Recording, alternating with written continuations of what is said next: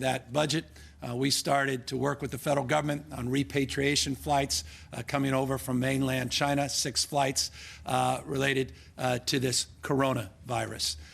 We clearly, the time, had an expectation that this was serious, but none of us had a sense of how serious. The focus appropriate at the time was public health. But as you can see from this slide, not only was the state of California impacted by what was to come, but the entire nation and, of course, the world's economy.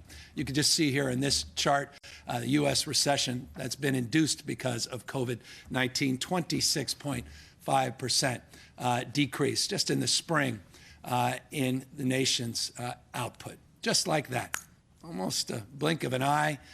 In fiscal terms, certainly a blink of the eye, 60, 70, 80 days later, in a completely different position. Not just, again, the state of California, but the entire nation.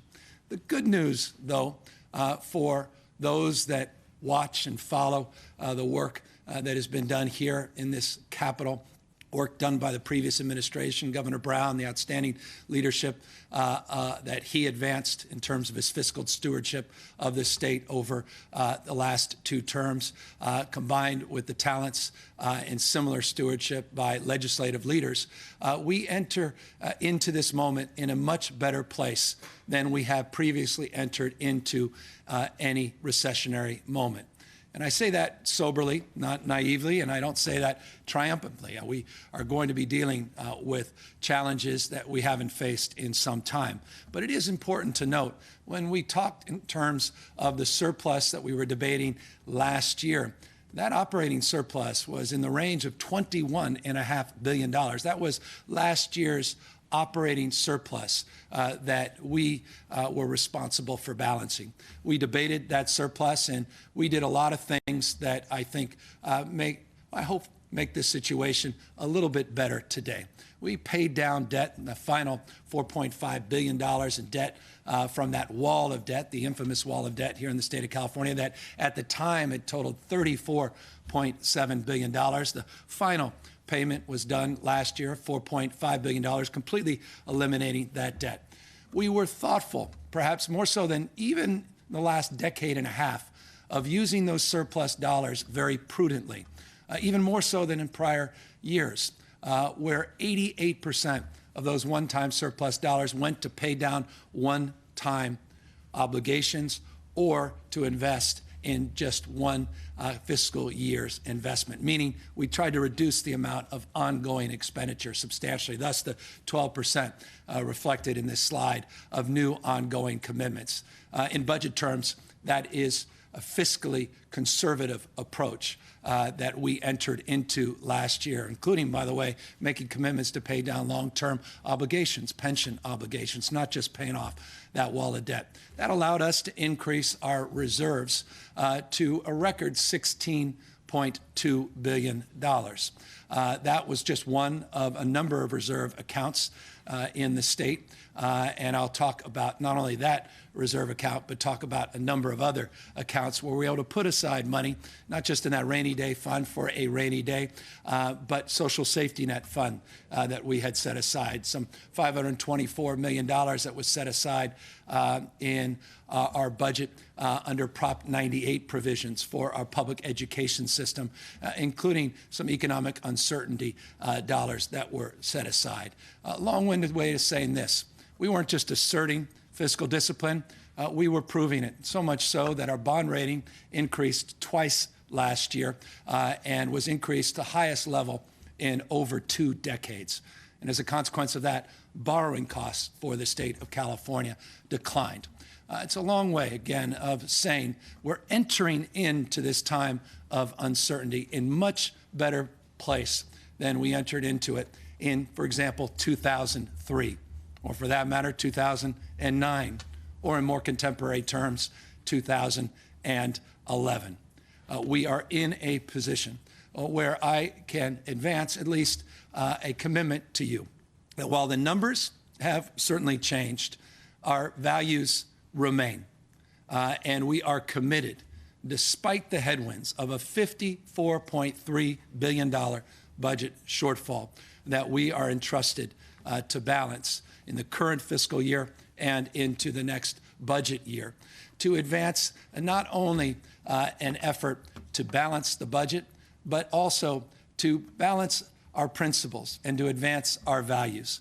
And those core values, those core principles, I think are well reflected in the slide you see next to me. Public education, public health, public safety, and always an eye on people that have been hit hardest by COVID-19. I am not naive by any stretch of the imagination. While as painful as the state's budget may be, personal budgets for so many of you watching are even more devastating. You've exhausted your savings. Your credit has been completely destroyed. You are desperate to get a sense of not only your fate, but our collective future. Some 4.6 million of you have filed for unemployment claims just since March 12th. We are at a time that's simply unprecedented. And when I mean unprecedented, we talk in terms of that Great Recession. That Great Recession, we had unemployment that peaked at 12.3% in the third quarter in 2010. Some 2.2 million people were out of work. I'll go back to what I just said. 4.6 million Californians just since March 12th have filed for unemployment insurance claims or assistance under our PUA program. 2.2, the peak in 2010. Now 4.6 million filing claims so far just since March. We are projecting in our documents we're putting out today in our May revise of that January budget that unemployment will peak north of 24.5%. One could argue we're already there. We are projecting, though, that as a peak.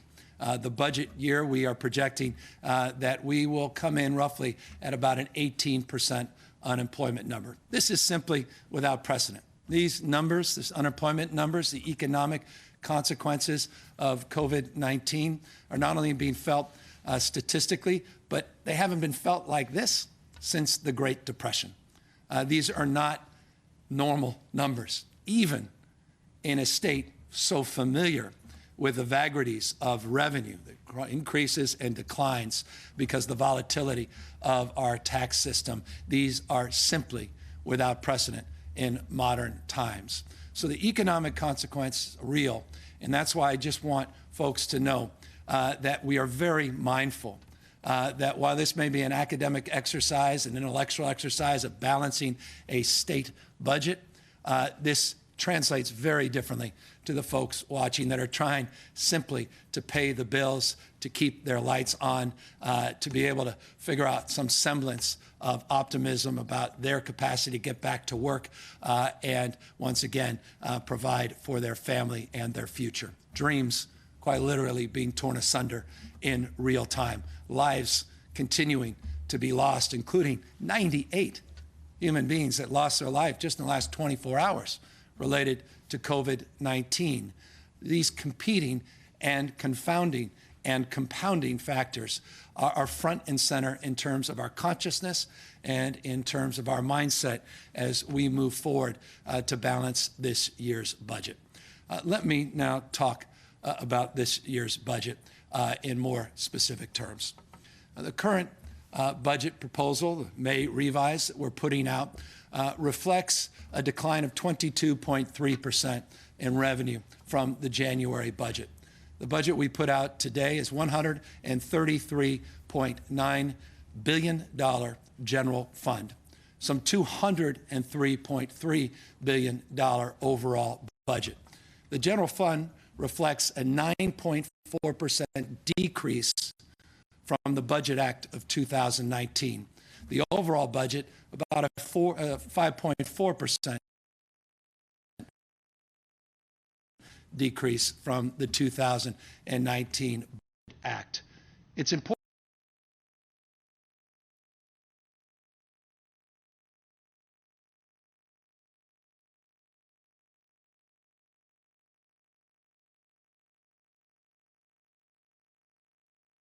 hit. Consumers obviously not able to make the kind of purchases they once were, only essential, people obviously tightening their belt. As a consequence, our revenue projections in terms of decline in sales tax revenue is 27.2%. We're projecting in personal income tax, the PIT, as it's referred to in budget language, to decline by 25.5%, and corporate tax by 22.7%. But all told, in those three main categories, a revenue decline of over 22.3%. And so we start there. That's the baseline. No longer a projected surplus north of $6 billion, but now a projected deficit for the current fiscal year and the budget year that we are announcing and advancing here today of $54.3 billion. Now, let me explain why we believe it's $54.3 billion. We cleaned up the 2018 and 2019 budget year. Not surprisingly, that showed up as a net gain of about $700 million. I don't want to lose too many of you on this, but I do want to just quickly sum up the foundational challenge that we have. So we had some good news there, but in the current fiscal year, obviously some bad news, $9.7 billion reduction in our projected deficit. And into the next fiscal year, we're projecting a $32.2 billion budget shortfall. So roughly $41.2 billion is the projected deficit. And that assumes no increased caseload, no increased costs and expenses to help the most vulnerable Californians. One cannot assume that. And as a consequence, we add roughly $13 billion to that total, $13.1 billion to be exact. Thus, the total budget projected deficit for the current fiscal year and the budget year of $54.3 billion. So that's the magnitude of what we're called upon to address. You may say, well, that's the biggest budget deficit we've ever heard in California's history. In a remarkable way, it is not. The economic consequences, the personal and professional consequences, those unemployment numbers certainly are, but the budget numbers are not in this respect. Not only do we come in with more fiscal health than we have in the past into this recession, with more ample reserves and more capacity for deferrals, the ability to borrow where it's appropriate under these circumstances. But also, we come in with a substantially larger general fund than we have seen in the past. Just to put it in statistical terms, and this is cold comfort for those watching, roughly 45% was the budget shortfall in 2003, 58% in 2009, 58% in 2009. You may recall that 2009 budget deficit came in a roughly $60 billion shortfall. 2011, it was about 30.8%, 31% of the challenge. This year, we project roughly 37%. So this is challenging. This will be trying, and this certainly will be a multi-year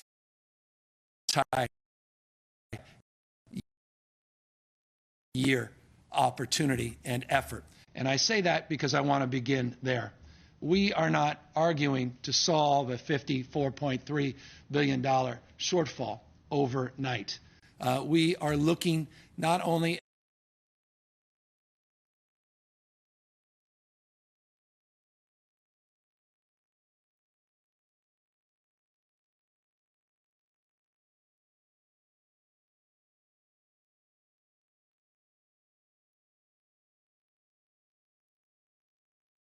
in year one from the $16.2 billion of reserves. In year two, we want to bring down an additional $5.4 billion. In year three, $2.9 billion. So we are committing in the documents we're putting out here today to use all of the $16.2 billion in the rainy day reserve, but do it over a 3-year period. Because no matter what we do this year, it won't be enough to address the shortfall next year. And we have to be mindful of our responsibility to balance the budget every year, but do so strategically. Remember, no printing press here in the state of California. We are constitutionally obliged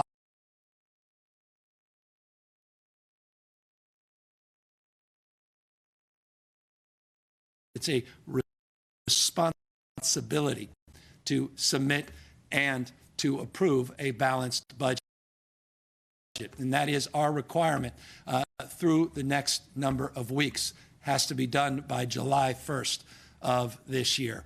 But again, we're looking at a multi-year strategy, and that strategy will include pulling down that rainy day reserve in a sequential way: 7.8, 5.4, $2.9 billion. I mentioned just a moment ago that the rainy day reserve is one of a number of reserve accounts in the state of California. The other reserve account was created a few years ago by the outstanding leadership of our budget chair in the Senate, Holly Mitchell. It was her brainchild to put together a safety net reserve. And thankfully, she did that with her colleagues and with leadership in the Assembly and the Senate, and the support of our administration and the previous administration. That reserve account has $900 million in it. We propose to the legislature that we use $450 million in this budget year and an additional $450 billion in the subsequent budget year. So like the rainy day reserve, we draw it down over 3 years. The safety net reserve, we draw down over 2 years. So there you have 7.8 rainy day reserve, $450 million in the safety net reserve. Finally, there was a reserve that was little noticed, but certainly hotly debated, that was probably never even imagined that we'd ever see triggered in our lifetime under the Prop 98 guarantee. And that's the guarantee that supports our K through 14 education system.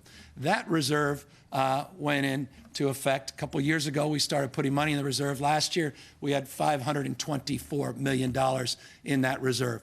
And thankfully, we're going to pull all $524 million of that surplus in to pay down this deficit and help support our education system this year. So you have those three reserve accounts, roughly all totaling $8.8 billion.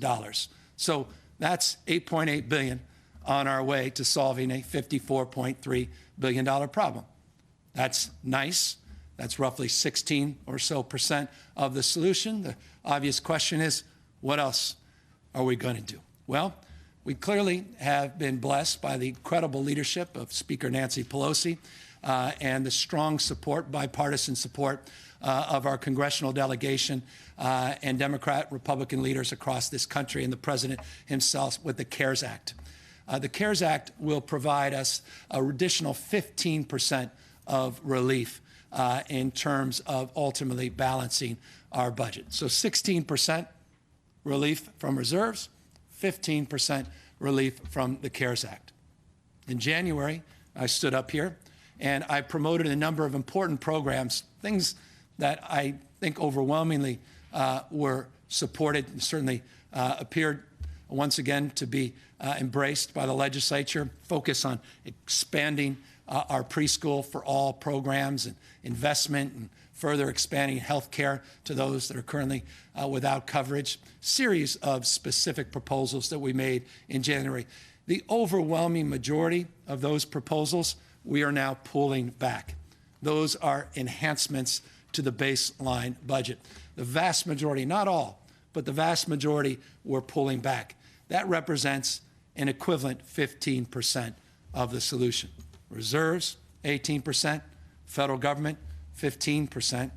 The pulling back of these new programs that we were hoping to invest in January provides us an additional 15%.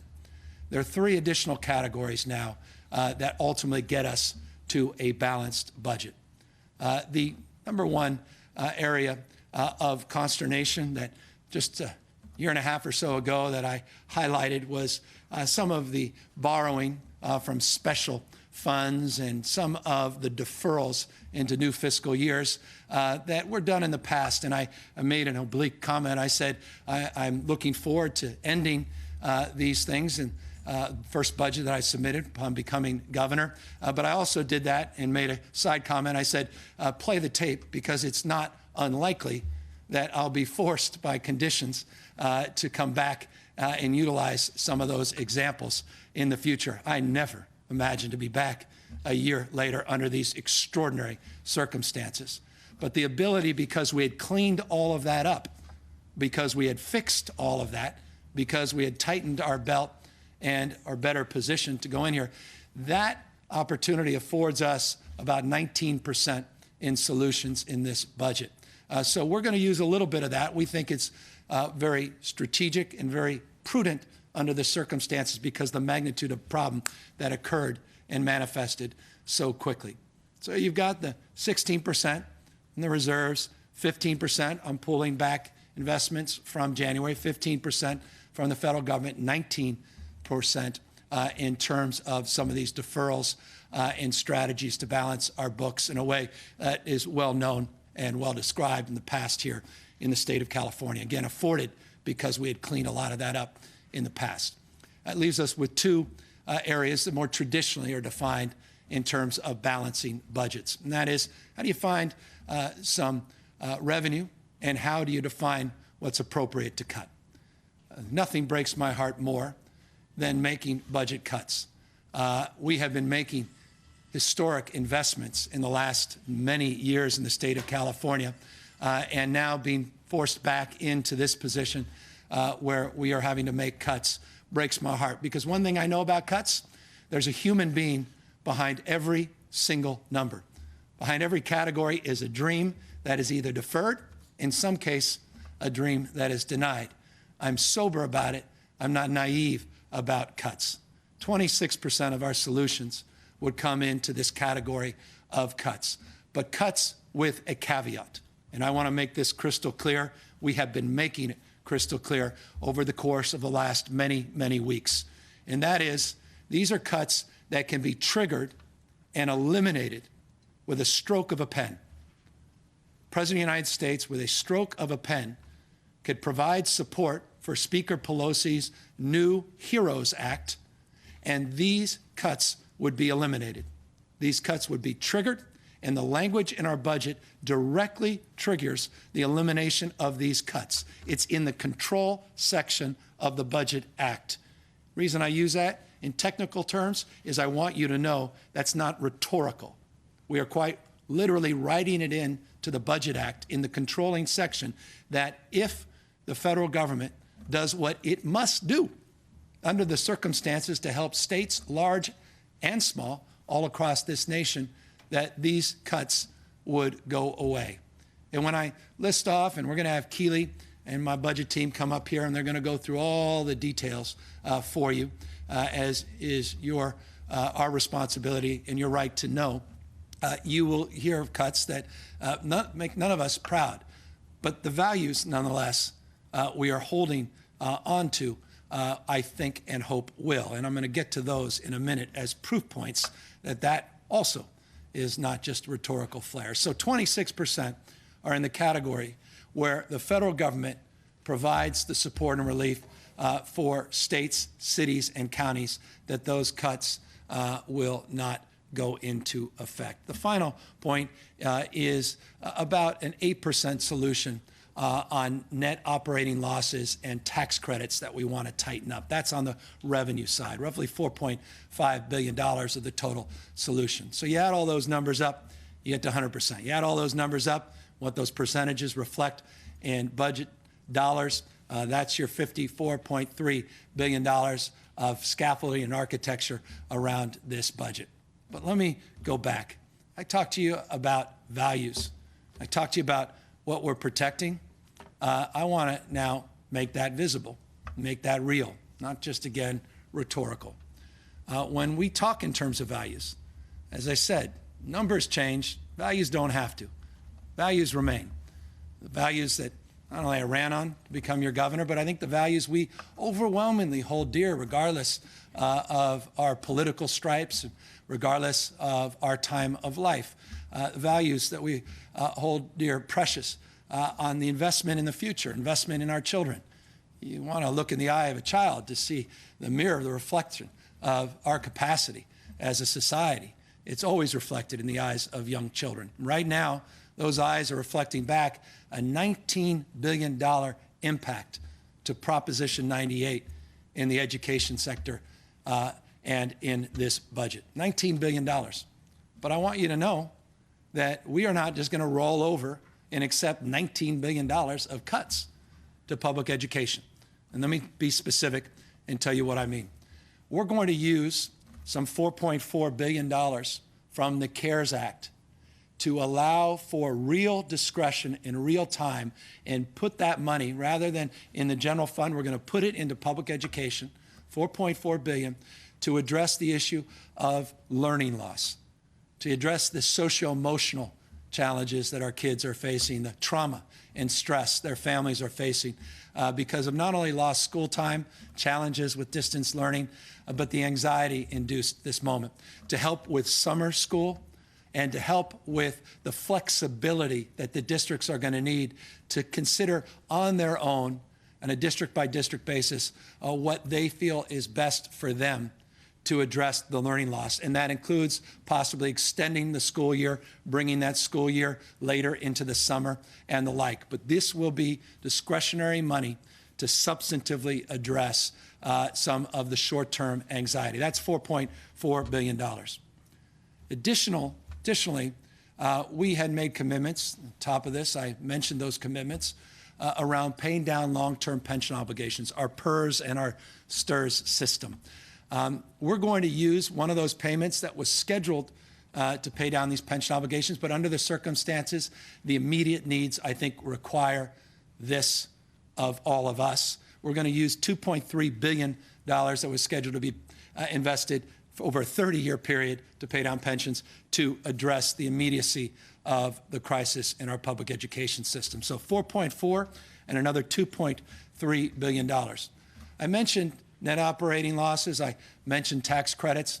About $1.8 billion of that $4.5 billion revenue that would be generated would go into that 98 account, also reducing the stress. There's an additional $1.6 billion that comes independent of the state contribution in terms of the CARES Act that goes directly to K through 14. That money, $1.6 billion, obviously also goes to reduce the size of that $19 billion shortfall. You start adding this up, now we're north of $10 billion, $10.1 billion in terms of quicker solutions. Two other things we're committing to do. The deferrals also are in this category, which we believe can help obviate some of the stress related to this system. There are reserves that exist also within the school districts, and there's this very important point. We are committing 1.5% of our general fund, and I know this can be very technical, and I'm going to lose 90% of the people, 99% of you watching at home. We have something called the maintenance factor. There's a lot of complexities around how Proposition 98 was advanced to protect public education funding, and we are obvious to those concerns. And as a consequence, we are committing as a recommendation to the legislature, all of this as a recommendation to the legislature. We are committing to taking 1.5% of the general fund, averaging about $2 billion a year, going up to $4.6 billion a year, to do a supplemental payment under Prop 98, so that the cuts, and by the way, the $19.1 billion annualizes at about $13 billion. You can ask me a question on that. I don't want to confuse you. But with these additional supports that I mentioned and the commitment of a supplemental payment, and knowing that commitment will be made, not just advanced, of a minimum of roughly $2 billion a year, it will communicate very clearly, it should, to these districts that these cuts are not permanent. And as a consequence, make decision-making with that mindset, I think, a lot easier, more flexibility in that space. So when we talk about values in education, we mean it. But again, I'm not naive. There is a cut, the LCFF. We're not going to touch the categoricals or the supplementals. So we have an equity lens in terms of our approach, another value we hold dear. But the LCFF cuts of 10% clearly are going to be a challenge, and we look forward to working with our district, and we've already been working very closely with the Superintendent of Public Education, who has been a champion of putting front and center these concerns, not only on my desk, but our team's desk, and of course, Linda Darling Hammond, who's been working overtime to help us with these proposals as well. I just want to congratulate and thank them for all their hard work, and I recognize that work is just beginning now that the clarity in terms of the May revise is coming into a clearer picture. Let me just make one final point on education. I'll move on to 2 additional items and then answer questions, and then we'll have the detailed budget presentation by my finance team. I care deeply about special education, and I could not, in good conscience, be part of dismantling of a commitment we had made well over a year ago to substantially improve special education in the state of California. Nothing breaks my heart more than seeing people with physical and emotional disabilities, people so often left behind and forgotten, falling even further behind. We are not even close to where we need to be in terms of protecting those folks. And as a consequence, we're going to annualize that $645 million commitment for special needs children and not cut that in this budget under Prop 98. Forgive me for that expression. It's personal expression, not just a professional one, but it is a point of pride and privilege that, at least in this May revise, that I am not going to make that case that budget be dismantled. That said, we wanted to enhance it even further this year. That will not be denied, but unfortunately, because of the budget, may certainly look to be delayed. As it relates to public health, one thing we're not going to delay is our commitment to your health. We talk in terms of dollars and cents. Budget is about dollars and cents. Makes sense to some, maybe less to others. But we also have to talk in terms of life and death. And we've been talking in terms of life and death. As the first state to do the stay-at-home order, to take seriously this pandemic, to flatten that curve so it never increased, we believe we've saved lives. We believe we protected the public health of the people of the state of California. And we are proud in this state to have done more in terms of expanding health care to those without it and deepening subsidies for those with it into the middle class than any state in this country. And we're not going to back away from that progress. We wanted to make more progress with the January budget. Unfortunately, that progress will be delayed. But the foundational eligibility and the foundational base programs will not be cut. Let me be specific. We made great progress last year to deepen subsidies for the middle class, people earning 400% to 600% of federal poverty. That's families earning up to $150,000, and deepen subsidies. No state in America provided deeper subsidies, any subsidies, frankly. Most provided none. These kinds of subsidies into the middle class. We're not going to walk away from that program, nor are we going to dismantle the supports and eligibility and the expansions that we had already put into place.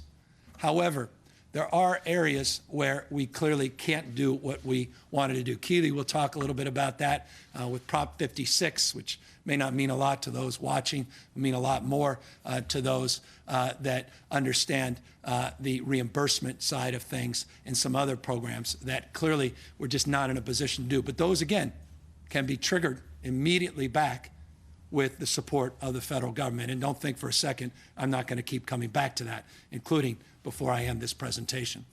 So foundationally, as it relates to public health, we're going to keep the system intact. Now, I say that not naively.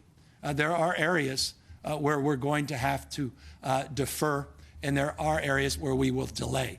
And there are areas that are part of that 26% in cuts. But foundationally, in terms of the eligibility, foundationally in terms of those expansions we had already put into place, we're going to hold the line. The subsequent expansions, we unfortunately are not in a position to do at this moment.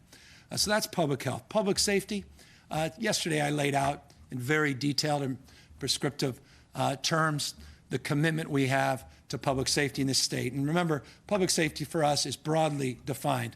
Certainly it's police and fire. Public safety defined clearly by our corrections system and our reentry programs and the like.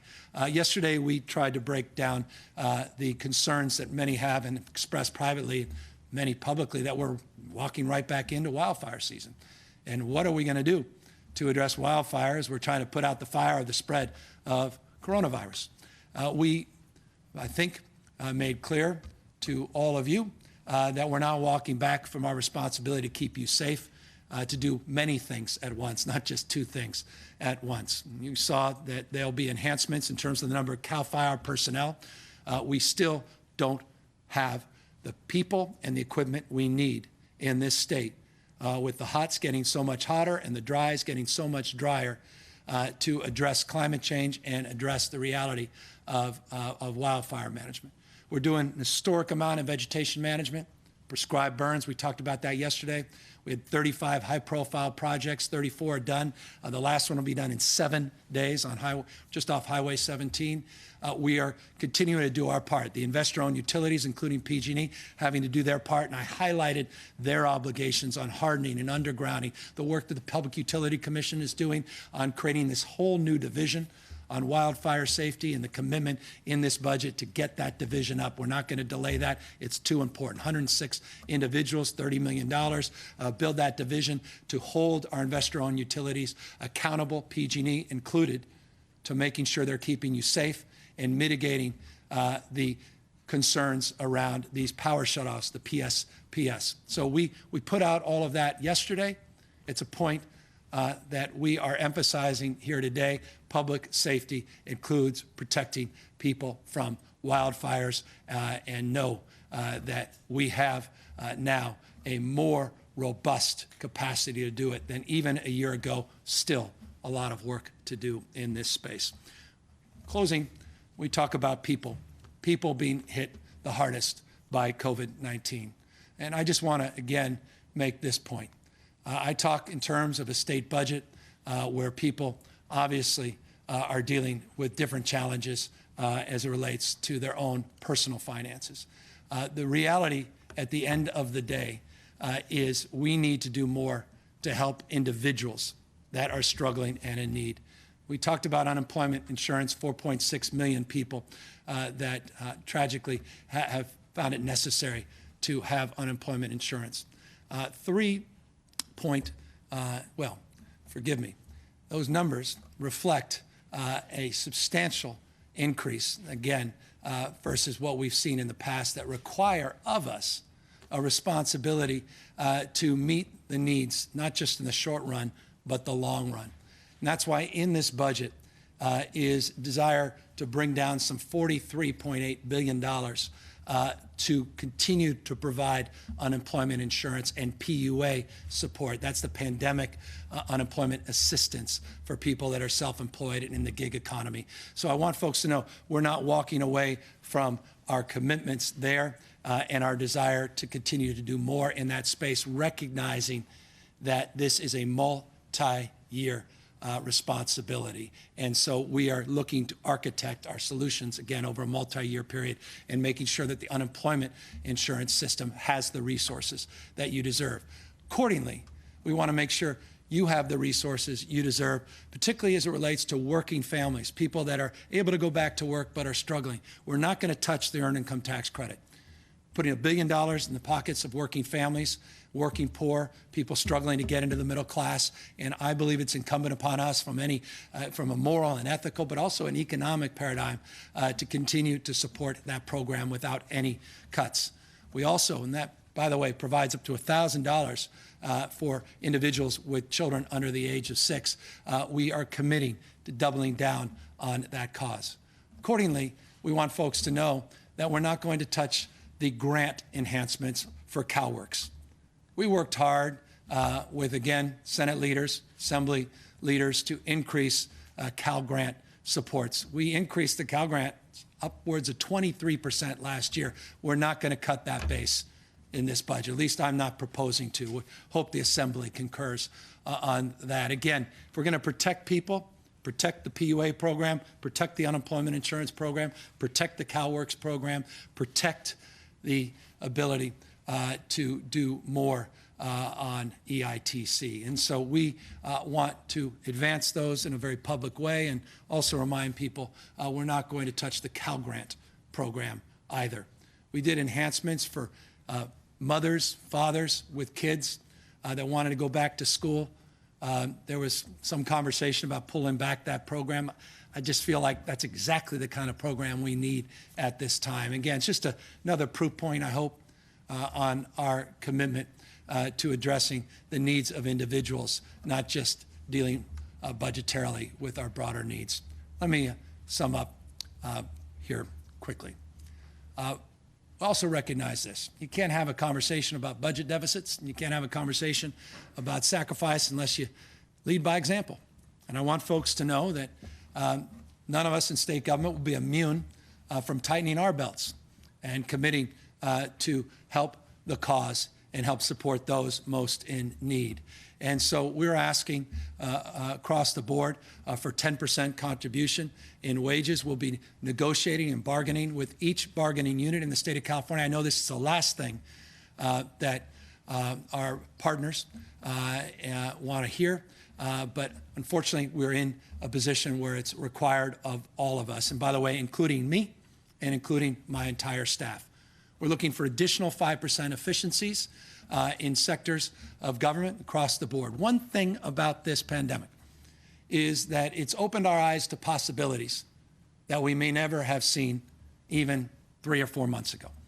We talk about work that many of you are doing from home and the telework, how the boomers generation is now experiencing the Zoomer generation, how we are engaging differently than we ever have, conducting business, exchanging commerce, differently than we ever have in the past. Government is operating accordingly.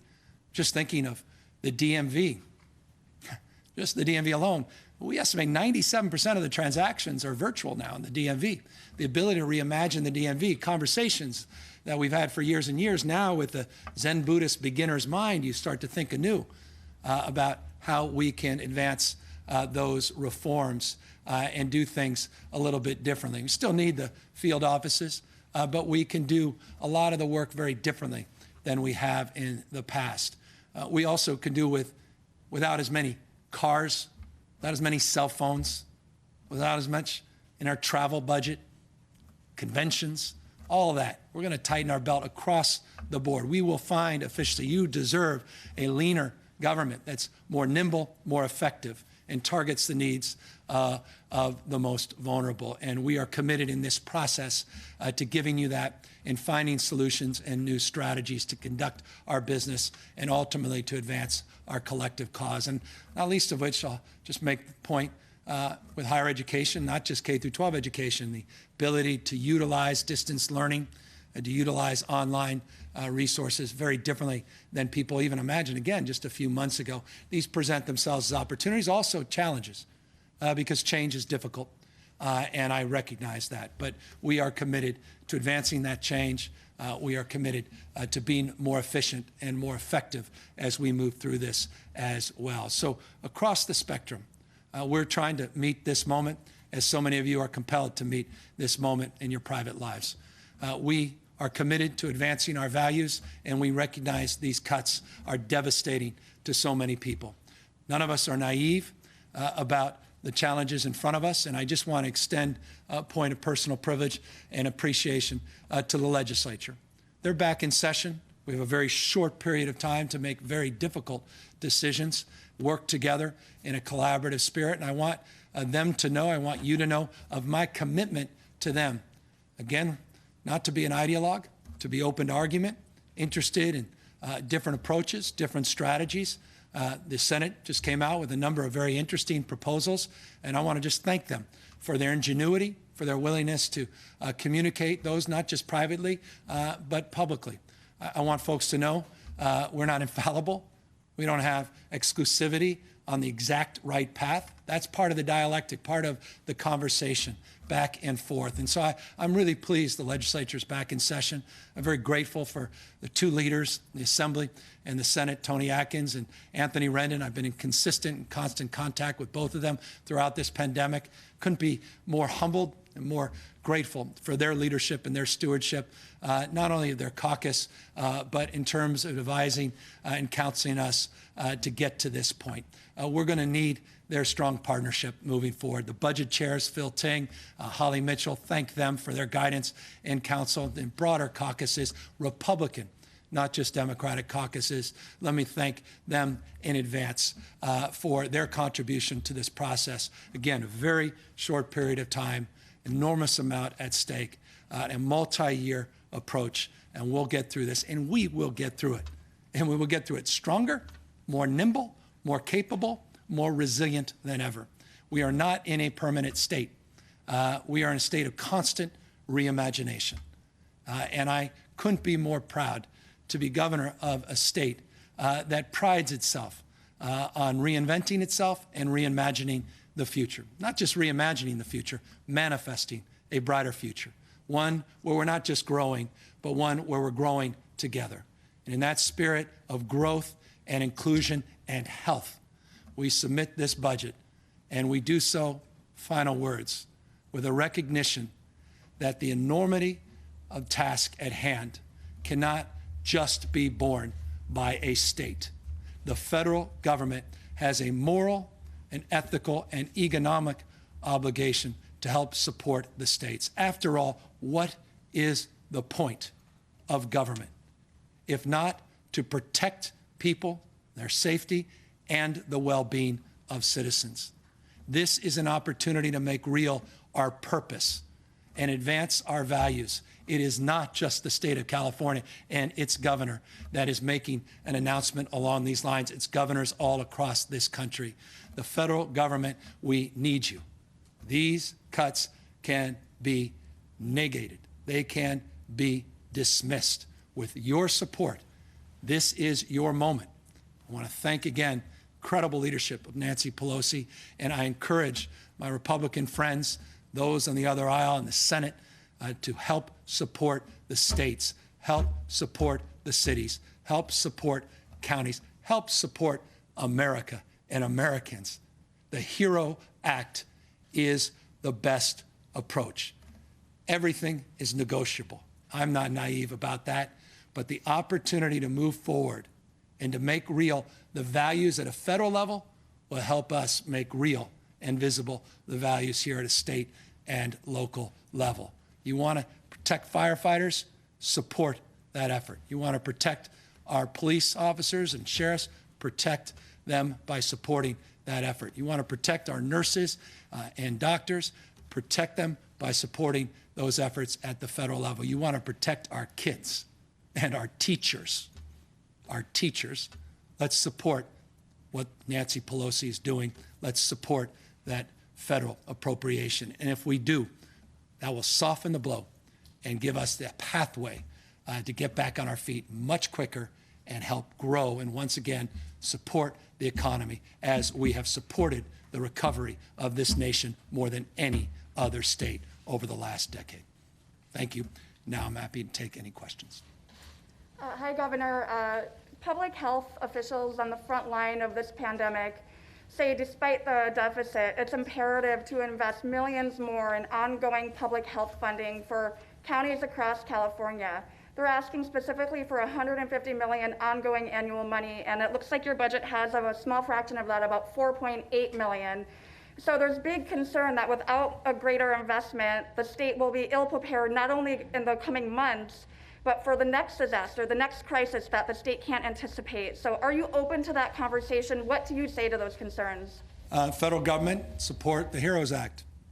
Nancy Pelosi has put out a pathway, a strategy to help support with $500 billion states, to help support with close to $500 billion cities and counties that substantially answer that question very specifically.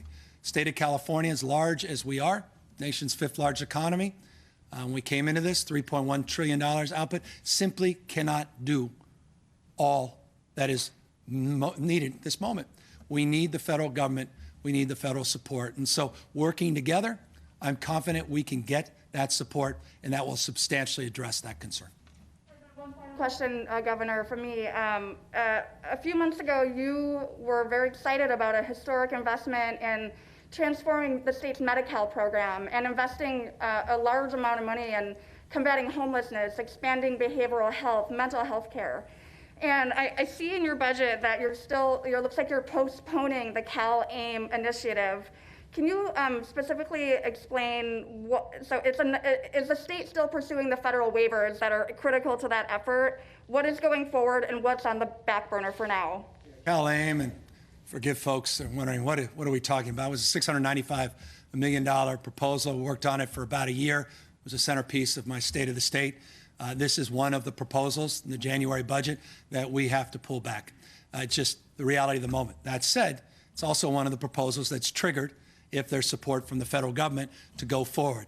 Again, foundational in terms of our efforts to address the needs to continue to move forward, to integrate physical and brain health in the state of California. We talked about it as a once-in-a-generation opportunity. Look, I just got here. It feels like years, but it's been less than a year and a half as your governor.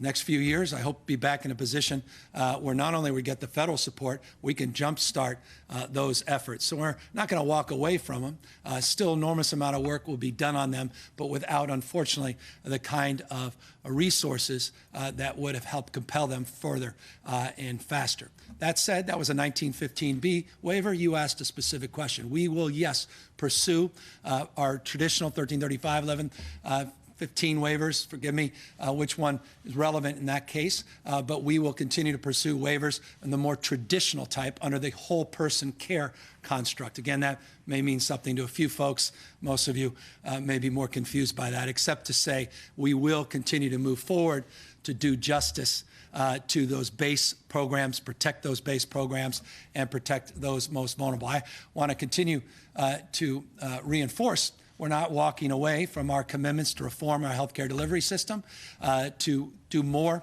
on prescription drugs, to draw down costs as a single purchaser, leveraging our purchasing power, continuing to do more to integrate behavioral health and brain health, and physical health. Even if we don't have the capacity under Cal-AIM, there's still a lot in that reform space that we're not walking away from.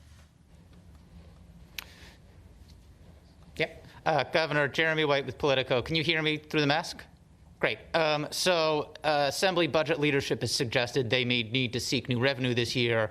A lot of local leaders, the mayor of San Francisco and others, are really looking to this split roll ballot proposition to help them stave off potentially the worst in cuts to local services.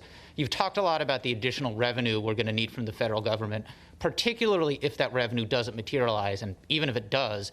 Do you see potential areas for more revenue, including this split roll reform to Prop 13 that a lot of local leaders are asking for? Yeah, look, there are many, many different proposals out there. That is perhaps the most important of all the proposals. And obviously, it's the proposal that marks consideration of everything else that is being advanced. So I'm very mindful of that, not surprisingly, but I'm also mindful of this moment to consider all the other proposals in and around that proposal that are coming to the fore, including multiple proposals that came out of the Senate just a few days ago, other assembly leaders that have ideas, and then economic recovery task forces, large and small, ours as well as local and regional task forces that have their own ideas in that space. We made it very clear. Take a look at the introductory letter in the May revise that I provided, that we are considering revenue acceleration strategies. We're considering other approaches, including other revenue strategies, but all of that has to be put in context and all has to be considered against proposals that are currently on the table. So the answer is yes. We will pursue conversations with the legislature, leaders all up and down the state, and we hope we can help guide some consensus about what is most appropriate to put forward to the voters this November. Hi, Laurel Rosenhall with Cal Matters. There's been a lot of different categories of cuts and categories of funding, and so could you just please detail what are some of the highlights of the things that are in the category that could be reversed through the federal action you're talking about? And then how would you respond to criticism that that's basically playing politics with those people who would benefit from those services by making them subject to these, this leveraging the federal government?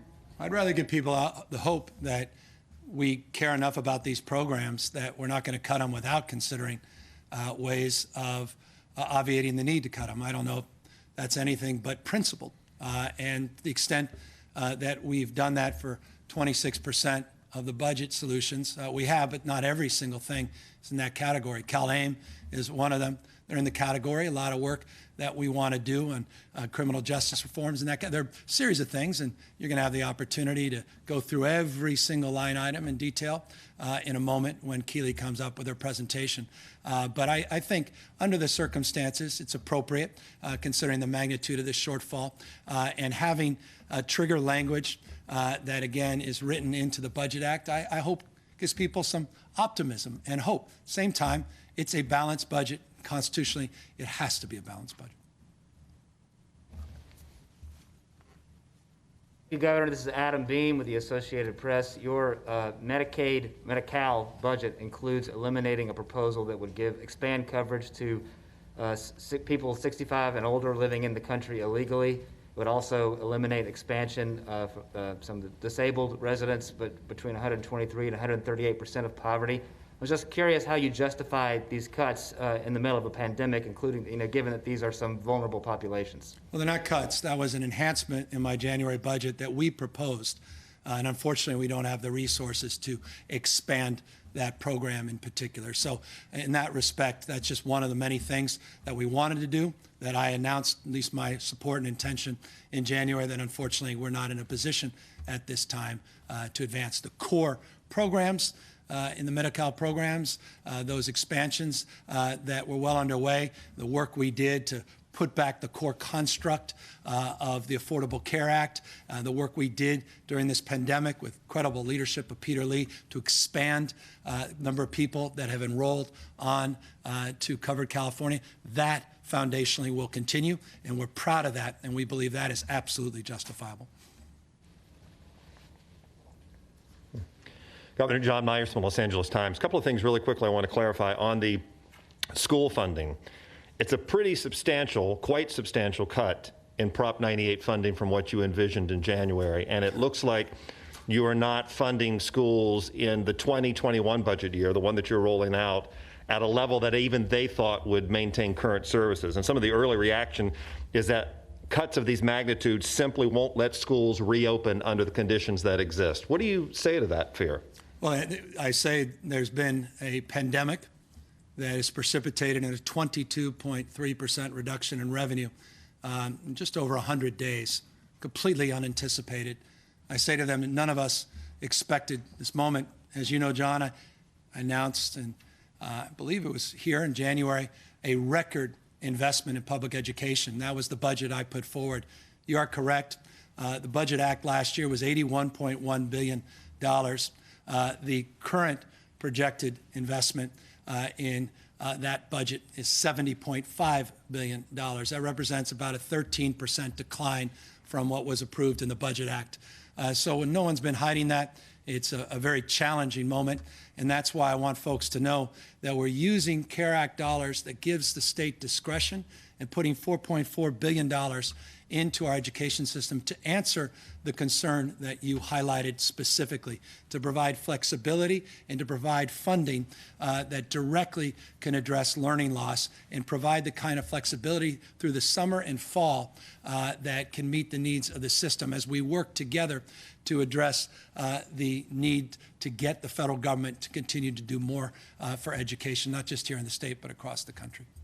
Quickly, could I ask you, just in terms of your revenue projections, what is your team telling you about how much worse this could be? There's a lot of discussion. You know, the LAO has talked about a U-shaped curve or an L-shaped curve. There's a lot of discussion it could be worse than maybe what you're assuming.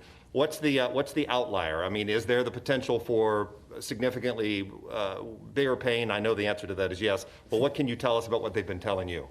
Yeah, I mean, it certainly is yes. We're very sober about all this. By the way, I should just note, as of today, 19 counties have self-attested. The attestations are up, and those counties, 19 now, are moving deeper into the second phase and reopening large sectors of their economy. I'll remind people that 70% plus of the economy, many parts of the state now are reopened, manufacturing, warehousing, logistics, in very large number of places now back operational, again, conditioned on modifications. No one's naive about that. So we're doing what we can to move forward.